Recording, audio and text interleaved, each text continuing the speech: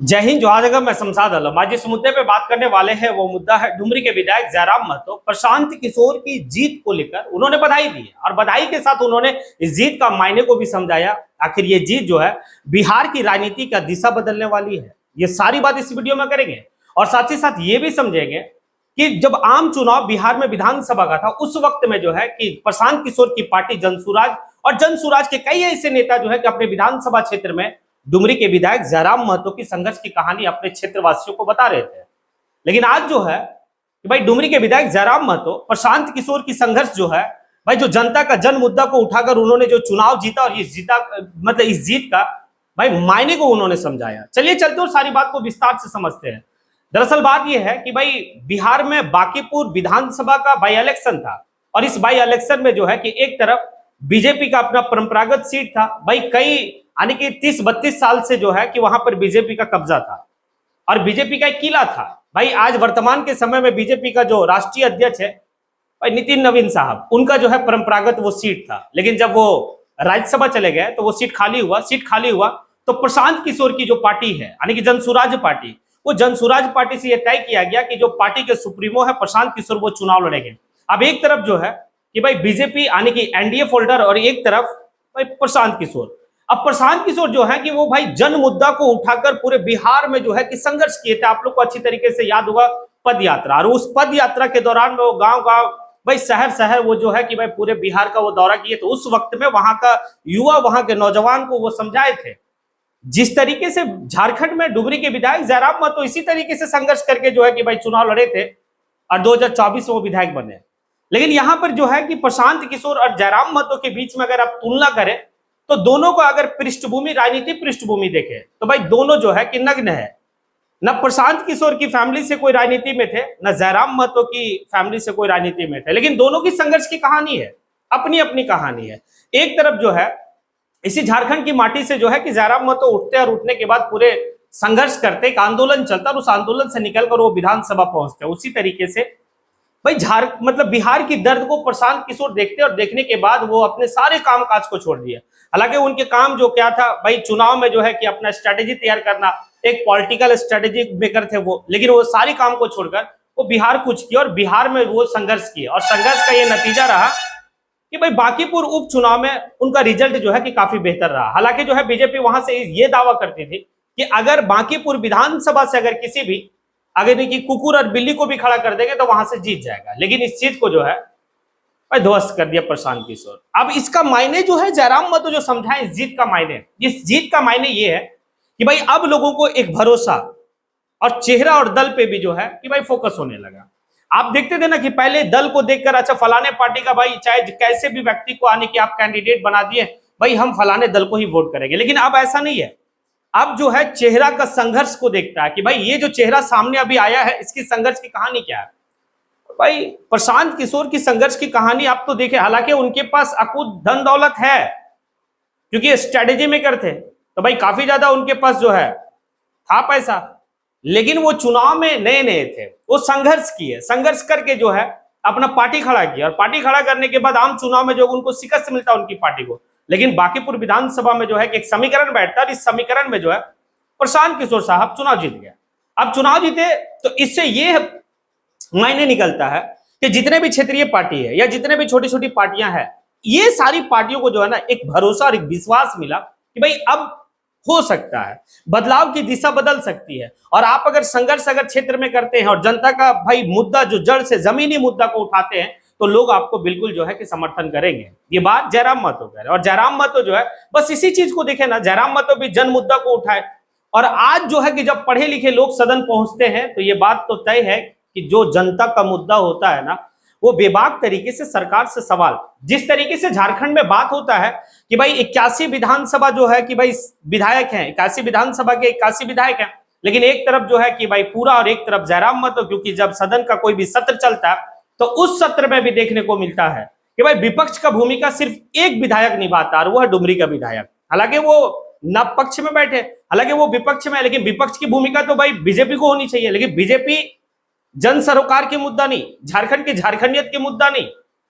हाँ उनको जो है कि क्या सूट करता है ये अच्छी तरीके से हर लोगों को पता है। भाई बीजेपी को हिंदू मुस्लिम का मुद्दा आ जाए, मंदिर मस्जिद का मुद्दा आ जाए, इंडिया पाकिस्तान का मुद्दा आ जाए तो ये उनको सूट करता है। लेकिन जब छात्रों की बात होगी, जब झारखंड की झारखंडियत की बात होगी, जब स्थानीयता की बात होगी, जब 1932 खतियान की बात होगी, तो उस जगह पर जो है बीजेपी खामोश रहती है। और अगर कोई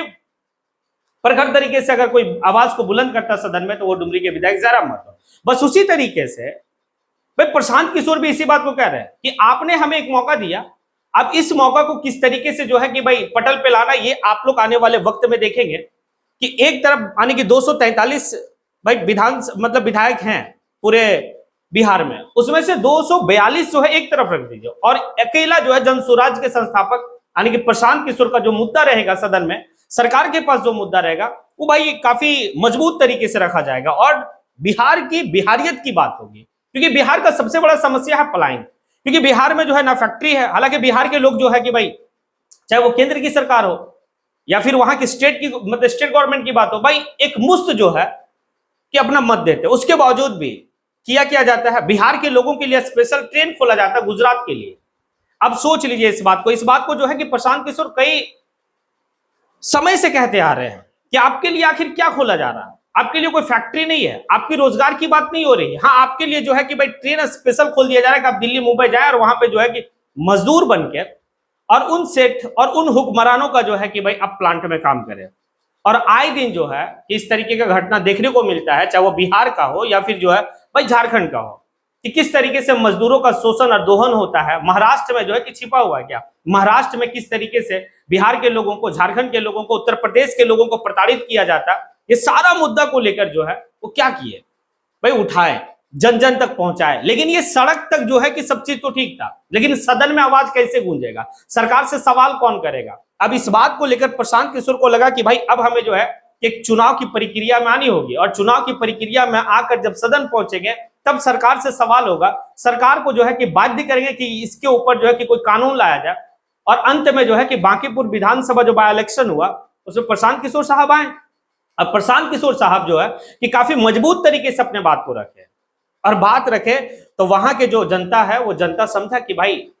लोग कहते हैं ना कि आखिर एक सीट से क्या होगा, तो ये एक सीट की अहमियत को बताने के लिए प्रशांत किशोर साहब भाई आए हैं। अब एक सीट की अहमियत को वो क्या बताते हैं, सदन के पटल पे किस तरह का मुद्दा को उठाते हैं। हालांकि वो जीतने के बाद इस बात को कहे कि हमें 3 महीने का वक्त दिया जाए, इस 3 महीने में दशा और दिशा बदलने का काम शुरू करेंगे, और अगले 2 से 3 साल में जो है कि भाई अपने विधानसभा को एक आदर्श विधानसभा में जो है कि भाई तब्दील करेंगे। क्या ये संभव है? देखिए, एक बात तो है कि आप एक विधायक हैं, और एक विधायक जो है कि जनता का मुद्दा को सदन के पटल पे उठा सकता है, लेकिन जब सरकार का हिस्सा आप नहीं है तो फिर बहुत ज्यादा तब्दीली होने की बात नहीं है। क्योंकि हमने भाई डुमरी के विधायक का सारा कहानी को देखा। भाई डुमरी के विधायक भी जब चुनाव लड़ने का वक्त था तो उस वक्त में जनता के पास जो वादा किए थे, हालांकि वादा तो वो किए, लेकिन एक वादा उनका जो है कि भाई सफल है, और वो वादा है कि भाई सदन के पटल पे आपका मुद्दा को रखना, चाहे कोई सा भी सत्र हो। हर सत्र में जो है कि जयराम महतो काफी मजबूत तरीके से, चाहे वो मंत्री से सवाल हो, वर्तमान की सरकार से सवाल हो, सभी से वो सवाल करते हैं, लेकिन बहुत कुछ अपने विधानसभा में बदलाव नहीं कर सकते, क्योंकि कभी नहीं चाहेगा रूलिंग पार्टी कि भाई उस विधानसभा में जिस विधानसभा का किला उनका रहा हो भाई उसी तरीके से ना, कि भाई डुमरी भी जो है झारखंड मुक्ति मोर्चा का किला रहा था,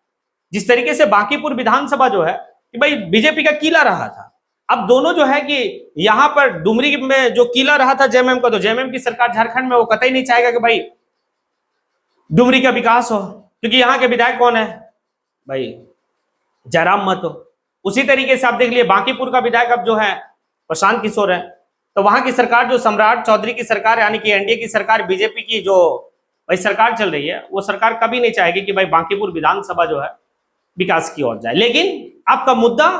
आपका सवाल सड़क से सदन तक अब गूंजेगा, ये बात तो है। और ये सारी बात जो है जयराम महतो से मिलता जुलता हुआ, जयराम महतो का जो है कि संघर्ष की कहानी, प्रशांत किशोर का टीम के कई ऐसे नेता हैं जो भाई बयां करते थे कि एक लड़का बिहार एक लड़का झारखंड में, और झारखंड में जो है कि राजनीति का दशा बदला है। उसी तरीके से हमें लगता है कि अब जो है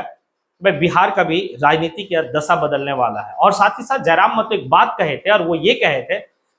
कि जो 29 का चुनाव होगा ना, इसमें एनडीए चलेगा ना इंडिया चलेगा, इसमें तीसरा मोर्चा जो है सामने आएगा। और हमें लगता है कि जयराम महतो काफी दूर तलक सोचते हैं, क्योंकि पढ़ा लिखा इंसान है, और वो बिल्कुल जो है कि सामने अब दिख रहा है, क्योंकि लोग अब संघर्ष की कहानी को देखना चाहते हैं, ना कि एक परंपरागत जो है कि भाई वोट बैंक बनकर नहीं रहना चाहते। वो अब चाहते हैं कि हमारे लिए मुद्दा कौन उठाता, हमारे लिए भाई लड़ता कौन है, हमारा मुद्दा जो है सदन के पटल पे सरकार से सवाल कौन करता, ये सारा चीज जो है कि लोग समझने लगे। खैर, आप क्या सोचते हैं? क्या जयराम महतो और प्रशांत किशोर का सिमिलैरिटी के बारे में आप क्या समझते हैं? क्या उनकी बधाई देना और इस तरीके का बात करना कि भाई इस जीत का मायने जो उन्होंने समझाया, इससे लेकर आप क्या समझते हैं? आप कमेंट सेक्शन में आइए, कमेंट कीजिए। इसी के साथ मैं अपनी बात को यहीं पे समेटता हूं। जय हिंद।